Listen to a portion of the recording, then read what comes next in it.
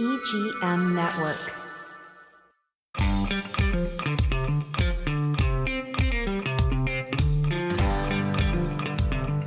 Hi, everyone. This is Mary Lou Ciambriello, and you are listening to Cottage Conversations with Mary Lou Ciambriello. I'm a realtor in Indian River County, and I specialize in single-family homes. And today we're going to be talking about something that's rather important for those of you that are looking to maybe become flippers or you want to refresh your home. And also, before I introduce my guests, who are wonderful and experienced flippers and remodelers, I want to do a shout out for the Big Red Bus, okay? We're coming into season, and our population here in Indian River County is going to be growing by at least 30%. So the blood supply is going to be limited. So if you have it, maybe make it part of your holiday tradition to donate some blood. So first, I'm going to have you, Chris, introduce yourself. Tell everybody how wonderful you are, please. Okay? Certainly. Well, I'm Chris Junker, also with Remax Crown Realty. I've been doing real estate about a dozen years now. I've sold over 600 properties. And along the way, I've had lots of stories and things happen that And make how me an many? experienced And you're realtor. currently doing a flip. I'm currently doing a flip about an hour north of here. An hour north of here. So Yeah. you broke my first rule. My first rule is All right. flips should be close by. And John, would you introduce yourself? I'm John King. I'm the broker of Remax Crown Realty, and I've done this for quite a long time, 20 plus years. Yeah. And I grew up in the business, so. And you haven't flipped recently, but you've been... I haven't recently, just mostly out of sake of time, but I've done quite a few. I've done a lot of new construction. I've done a lot of rehabs and that kind of stuff over the years. And then we have Jennifer. She's not here. This is Jennifer. We want to hold her up. Jennifer is in Denver. She should be here, but she's not. But so anyway, Jennifer, we're thinking of you, and maybe we'll have you talk a little bit here, more than you usually do. Okay. So my You're in first spirit. question is, John, what is the difference between a remodel and a refresh? Because I see a lot of people making that mistake in MLS. So a refresh is more just a fresh coat of paint, good cleaning, and just general tidying up. A remodel is typically you're breaking into the bones of the house. You're getting into moving walls, replacing drywall, replacing kitchens, bathrooms, and that kind And of that stuff. type of thing. Kind of And taking an older house and giving it a whole new life. bringing it up to life. And what do you say, Chris? Do you agree with that? Yeah, absolutely. Yeah. I mean, it's So great. are you refreshing this house in Melbourne or... No. Not at all. Not at all. This is, as I like to say, a complete gut job. So this is So going to... drywall is coming off. We may even have to work on some structural Oh, components wow. to get it wow. up to code again. It's an expensive remodel. I did another one just this last year that was more straightforward, where it was obvious that you just needed to update the kitchen and the bathrooms, the flooring. The exterior was in really good shape. I did eventually end up replacing the roof for a buyer, Mhm. but The roof it is a was- big deal now. I'm anything that I'm looking at. it sure is. Yeah, Yeah, it's- if anyone it's wants the to roof. finance and get their home insured, the roof really That needs to roof be is a less big than deal. 20 years old. Exactly. So, John, talk to me about what people should think about. If they're going to flip, they need to understand the finances. Timing is really important. Finances are really important. Products are really important. So talk to me about financing first, though. So the financing is always one of the largest barriers to entry for anybody that wants to flip a house. Either you have to have the cash. A lot of the houses that are a complete remodel, you're not able to get financing on in a conventional Exactly. aspect. Exactly. Through some mortgage companies, we have programs through Riverside Mortgage Solutions, which is a fix and flip loan product, Mhm. which has really changed the game for a lot of people that want to get into it. But you always need to understand, when you're starting out, you look at the house value once it's completed. So you kind of run those numbers through your mind saying, if this house is gorgeous, it's got new kitchens, bathrooms, new roof, all of that, what is it worth? And then you back out what the cost of getting it to that point is. So that you hopefully make And a then profit. you Yeah. have to factor in what profit margin that you're looking for. And then whatever is left over is what you can afford to pay for that house. Yeah. And so what made you decide to go to Melbourne? We even went farther. I went to Merritt Merritt Island, yeah. You Island. went to Merritt Island Yeah, as so well. another little jog See, I'm north not from that there. adventurous. I like Yeah. it in my backyard because my rule is a 5 mile rule. I won't buy anything unless it's within 5 miles. Right, I don't buy products that I have to order and depend upon somebody. I want to right. buy. You want the house to be within sniffing distance. Yes, exactly, Yeah, exactly. yeah. Also, so I can roll out of bed and go and look at the project Right. and work Well, I it. think the challenge is finding the deals. Oh my You know, gosh, that is if the if you can challenge. find them in your own backyard, fantastic. I live in Um, VLE. But sometimes, you know, when there's not that much going on, there's not that many properties available. I will look at networks that include wholesalers that are doing the legwork to find the deals. Mhm. They're going to get paid a small portion off of my purchase price for me to acquire the property. But they've done the heavy lifting of calling a lot of people that So you're really maybe needed heavily to into sell. this. So you really and truly do this. I have a few people that are sending me options pretty often, Yeah. and then it's up to me whether the Well, you deal can makes pass the sense. close ones off to me, okay? Sure. Okay, John, Yeah, would the that easy be all ones. right? We And can then do the easy John will ones. finance me, okay? Absolutely. Let's talk about timing. Timing is also huge. One of the things I think flippers run into and is the biggest problem is they can't stay on schedule, and they have to stay on schedule. What do you think about that, John? Yeah, that's one of the major concerns in flipping homes. Time's money. Okay, so even if you're paying cash for the property, there's the opportunity cost that goes into it. So you can go out, for instance, right now and buy a CD and make 4% or north of 4%. Right. So if you tie your money up, it's not just the fact that, you know, you're out there, you're working, you have this outlay. It's also, you know, what could you have, your money could be out there working for you anyway. And if you're working with contractors in particular and you're not doing it yourself, they all have lives, they all have hiccups that come along the way. Their vehicles break down, their tools break down, their employees don't show up. Running a construction crew is not for the faint of heart. And so if they tell you it's going to be done in 3 weeks, that might be 3 months. Yeah. So And well, my husband was always capable of doing most everything. The only thing that we called someone in for would be like the AC. And definitely you do a home inspection beforehand and make sure that you know what you're coming up to, because there are always going to be surprises. There's always a surprise. What's the biggest surprise you've had, Chris, on a remodel here? You know, again, dealing with these wholesalers, sometimes they're quick to want you to make the purchase. They've got a time frame themselves of a Well, contract. they picked the wrong guy. They I put- know. they I put know in that place. that's not who you are. Go ahead. But you know, you try to do, and you should do your diligence up front. But there was one where I got into it, knowing it. I mean, you could see with your own eyes that it had some issues, and it had actually some termites. And then I said, well, I'll take the chance. You know, the margin was enough. I had enough room to work with. You know, knowing the final value of the property, that I was willing to take on the issues. And then once we opened up the walls, there were a lot of termites. So, I mean, that was something I was willing to wade into, and I understood the risk. But you know, the surprise was that it was worse than I expected. We bought a building and we went to remodel it and opened up the wall, and it was 3 wide lengths of beehives. And that was pretty scary. at least with bees, those are relatively easy to get Yeah, rid of. And, it and was- like Chris's experience, I've had the same thing where I've opened up a wall and the only thing keeping that wall standing were the termites holding hands. I believe the beehives. I believe the beehives were keeping that wall up. I mean, it was the whole. If I could sell honey, I could have sold honey. I mean, I could not believe how much The it honey was. house. It was not a honey. It was definitely not a.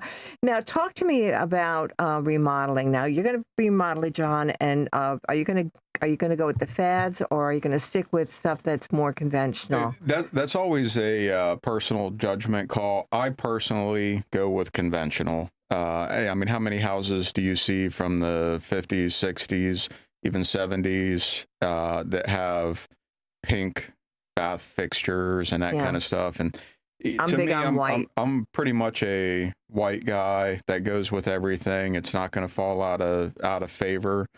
And, you know, so I like to try to keep everything as vanilla as possible. for whoever It's a decides good to purchase backdrop. it. You want to keep it in a You know, good you can do a backdrop. lot with paint colors to try to add color to your house and make it pop. I try to, the big ticket items like kitchens and bathrooms, I try to keep that pretty mellow. And how about you, John? Chris, I'm sorry. Yeah, I mean, same thing. Once you finish the project, like I said, time is money. You want that home, that property to sell as quickly as possible. You're looking for universal appeal. Universal appeal is big. So whether it's now or, you know, for these people to have to resell themselves in a decade, you know, what's kind of timeless. And it's something that looks pretty clean and sterile when it comes to bathrooms. I'd be one to say if you had an old bathtub or tile that was a pink or a pea green or whatever they did in the 60s, and you want to freshen it up without tearing it out, you can reglaze. You know, you can throw on an epoxy yourself or have a company do it, and they can take anything and make it porcelain white. It's beautiful. And it's an affordable option. Yeah, I've seen it in a couple of the cottages that I've sold, and real cottages. Like, even though I call this little house I'm selling a VLE a cottage, it's really not a cottage. But a couple of bungalows that I sold, they reglazed, and it was beautiful. And they reglazed the clawfoot tubs and that type of thing. So that was a really nice project. I remember. I love that project. Yeah, I would have those bought were that. super cool houses. I would have bought those houses in a heartbeat. My husband, you know, needs a 2-car garage. Darn it. So anyway, let's talk about what do you splurge on when you're remodeling? What do you splurge on? And what do you recommend people that refresh? I mean, if you're going to splurge on something, what are you going to splurge on? The best money you can spend, remodel, refresh, or just even a resale that doesn't need a lot of work, in my opinion, is your landscaping and the exterior of the house. Yeah. Because people, when they pull up to that house, they either want to like it or they don't want to like it. It has to invite and it's based them in. on that first impression. Yeah. And how about you? Yeah, I mean, it goes You're a without mulch saying. man. Yeah, Well, probably a fresh coat of paint inside and out. I mean, there's some people that like to cut corners and say, well, it looks good enough. There's a few little things here and there. But the truth is, when people walk in, they have eyes for these things. They know if it feels still a little dingy, like you did a few things to freshen it up, but you didn't really go that extra mile. I mean, start with a fresh coat of paint. It's obviously really easy to do landscaping and bushes. Anyone could do that themselves. And then beyond that, I think there's things to talk about. If you just have a house that's dated, I'd be one to say don't do a Formica countertop. Go ahead and get someone who does an affordable quartz. They're out there these days. If you shop it around, it makes a lot of difference. It does give that ooh and ah when people walk in. You got to remember that your buyer's going to go out and see a dozen homes. So you want to be that one that shines at least as near the top of the list and just taking You want to make the list. It's not going to cost a ton of money, but it's worth investing in like a thin white quartz countertop. Yeah, I love white. I also, what you're saying is you want to have curb appeal and you want people to want to come in the house. That's really important because you want them to like the house from the start. Like you said, John, you want them to look at it and say, wow, you know, I could live here kind of thing, or picture it, even if it isn't exactly what they're looking for. Hopefully they can picture what it is they are looking for. I like to paint. I'm an avid painter. I'm actually getting pretty good at it. I'm stenciling now. I'm doing all kinds of crazy things. But I like to paint, and I think that's a really good thing to do. Where do you start? Where do you start when you start your remodel? Where do you start, Chris?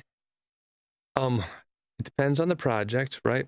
But typically, you have to keep in mind that there's certain things that have to happen before you do something else. So you may want to paint before you do new flooring, right? There's no point in putting in new flooring and then having the paint drops all over your brand new stuff. Right. So, you think about those things, you need to work from the top down. Yeah, clean it out and then figure out how you're going to start. How about you, John? So a lot of it is, again, it's, project specific, but you're going to have to go in and do demolition. And what happens I've seen too many cases is you get a little bit overzealous. You're excited when you get started, like I'm going to, do this, I'm going to do that. And you get in there and you tear everything apart. And then you're like, wow, energy. Now you start to kind of lose the newness wears off, and then you start losing motivation to get it done. And then you're starting to wish you didn't open that wall up or try to move bedrooms or anything like that. So be very careful with your demolition. The key to being profitable at this is to have an eye for what problems are there, correct those problems, and don't try to make it a brand new home. Go in there and get it right, get the kitchen right, and the bathrooms correct, and then you have to, like Chris said, you have to really systematically plan it out as to who is coming in to do it. The flooring should be one of the last things to go down in most instances. And then, the paint is I like to paint and then put the flooring down, and then you'll have to come in and touch up the paint afterwards. But you have plus you get a price break on if you're hiring a painter to do this. If they can come in and spray the house, it's a lot more affordable than if they have to roll it and brush it. And they love it when there's just bare concrete floors. And they need to pay attention to time. Time is everything. The longer you're remodeling, the more money it's costing you. And time is money, like you said. Time was really. We always had a schedule for what we were doing when what we had to get done by a certain specific date. We tried to beat that date. And the other thing is budget. Now, talk about budget. Have you ever gone over budget, Chris? I try to give myself some really healthy margins, and I think there's a rule of thumb out there that's if you can purchase something at 60 or 70% of ARV, that being after rehab value, you're doing all right. And you have to keep in mind that what I'm saying there is you're going to have a purchase price that you buy it at, and then you're going to have a budget for the rehab.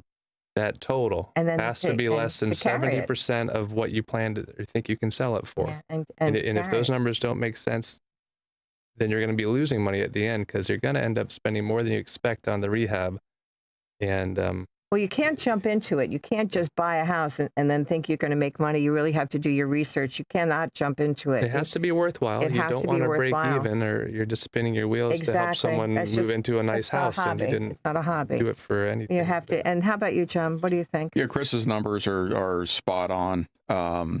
Overall, your budget, you come up with what you think it's going to cost you, and add at least 10% to that.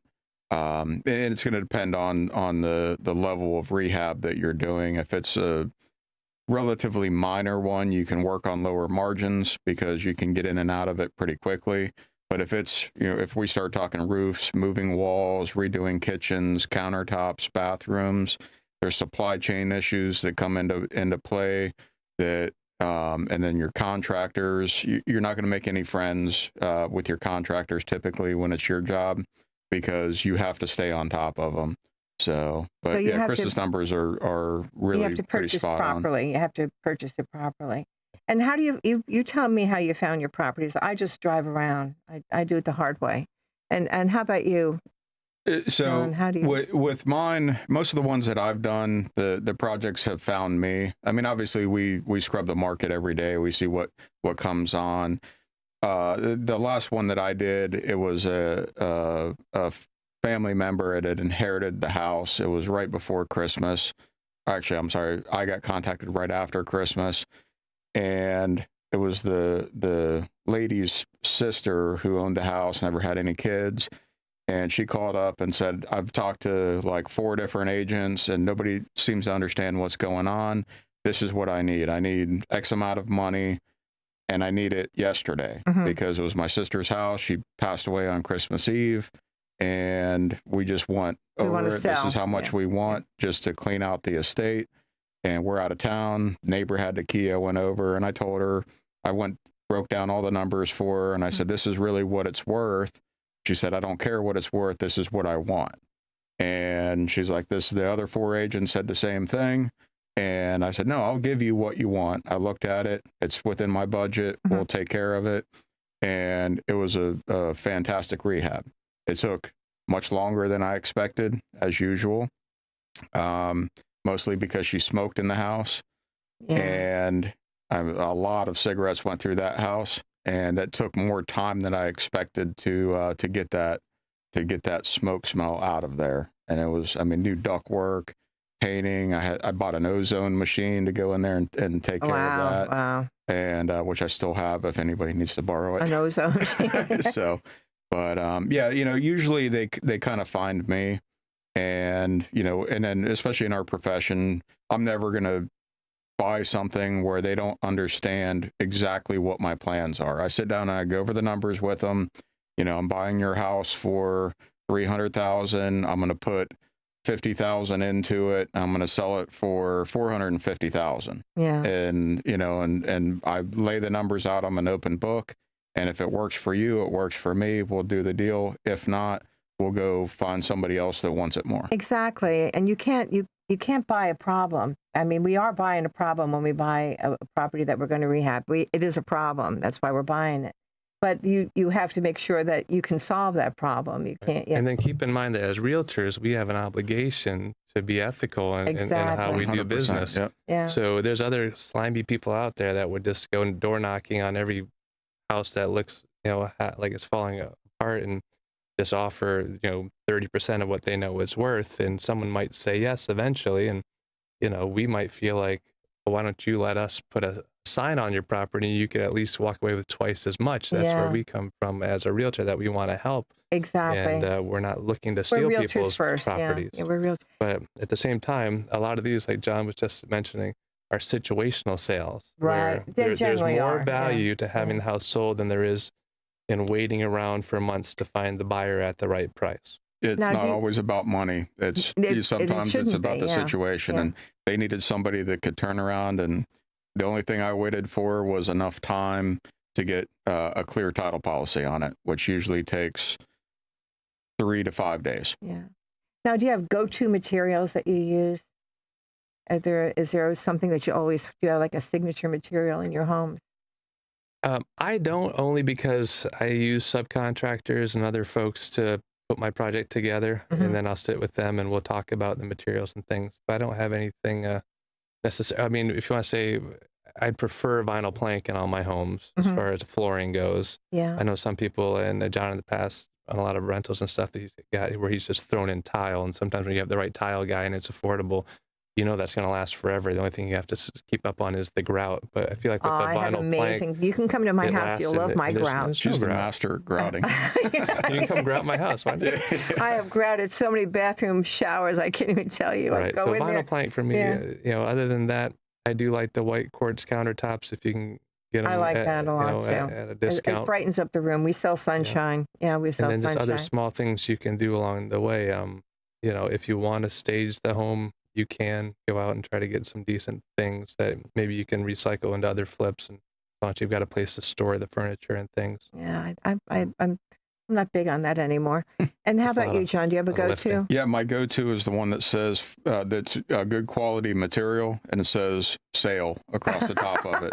Because, the key to making any of these flips work is you have to be very mindful of what you can get and what cost it is. You And need like to- Chris said, yeah. if there is a fantastic deal on tile, I'm going tile. I prefer the vinyl plank flooring. We just put that in our office a couple years ago on US 1 and Sebastian, and that's held up incredibly well over the Well, carpeting and stuff that we had. when we purchased our home, it wasn't called luxury vinyl. It was called commercial.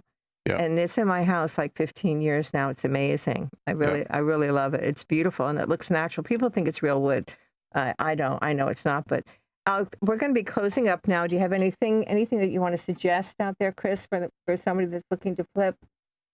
I mean, probably the number one thing I'd say is, remember, you're not rehabbing the home for yourself. You might fall in love with something. And one quick story.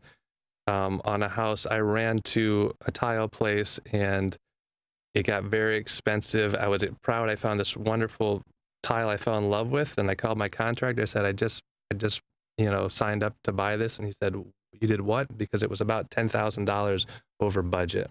And within half a day, I went ahead and I canceled that and ended up getting something that was on clearance. Yeah. Yeah, so don't rehab it for yourself. You may have particular tastes, but it's not going to help you sell the house or make more money. You have to appeal to a wide crowd, a wide I audience. couldn't say that any better. Yeah. That's too many people go in and build what they want. It's not about what you want. It's about what the market wants. And my best advice is to get a realtor to help you out, because if you're not knee deep in the process and the sales market and how long it's going to take to sell and what we can realistically sell it for, you're going to get yourself into trouble. Yeah, but many of the things that we picked up was because somebody started it and just couldn't finish it. They couldn't afford to 100%. finish it. And we're done here, Jesse. Is it time?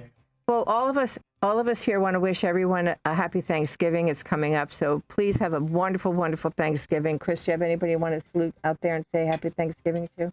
Just my family who's in town. We're looking forward to getting together, and all my clients. Okay, and John? And my daughter and my boys and my wife. Well, of course.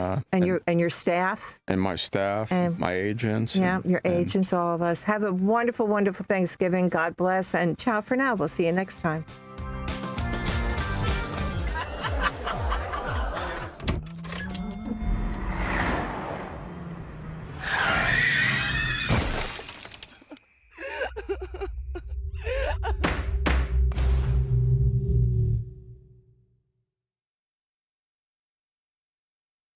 Hi, everyone. My name is Mary Lou Ciambriello, and I'm a realtor in Indian River County, Florida. I'm currently working with a client who's looking to purchase large parcels of land from 15 to 250 acres. So if you're a landowner and you live anywhere in the state of Florida, this applies to anywhere in the state of Florida, please give me a call, 561-305-7139. Again, 561-305-7139. I hope to hear from you. Have the best day ever, and ciao for now.